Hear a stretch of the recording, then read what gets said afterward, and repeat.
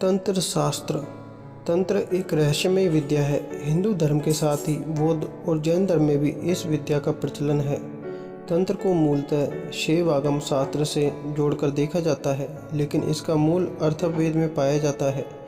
तंत्र शास्त्र 3 भागों में विभक्त है: आगम तंत्र, यामल तंत्र और मुख्य तंत्र। तंत्र शास्त्र के मंत्र और पूजा अलग अलग किस्म के होते हैं। तंत्र विद्या के माध्यम से व्यक्ति अपनी आत्मशक्ति का विकास करके कई तरह की शक्तियों से संपन्न हो सकता है। यही तंत्र का उद्देश्य है। तंत्र के माध्यम से ही प्राचीन काल में घातक किस्म के हथियार बनाए जाते थे, जैसे पाशुपतास्त्र, नागपाश, ब्रह्मास्त्र आदि। इसी तरह तंत्र से ही सम्मोहन, त्राटक, त्रिकाल, इंद्रजाल, परा, अपरा और प्राण विद्या का जन्म हुआ है।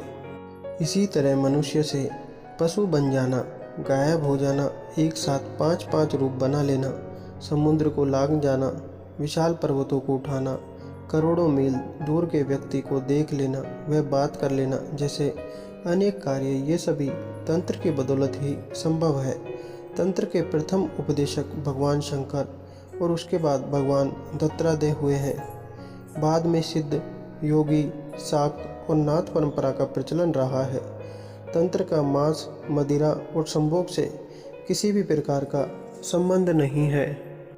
जो व्यक्ति इस तरह के घोर कर्म में लिप्त है, वह कभी तांत्रिक नहीं बन सकता। तंत्र को इस तरह के लोगों ने बदनाम कर दिया है।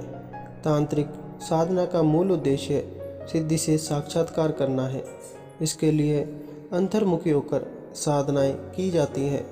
तांत्रिक साधना को साधारणतया 3 मार्ग, वाम मार्ग, दक्षिण मार्ग और मध्य मार्ग कहा गया है।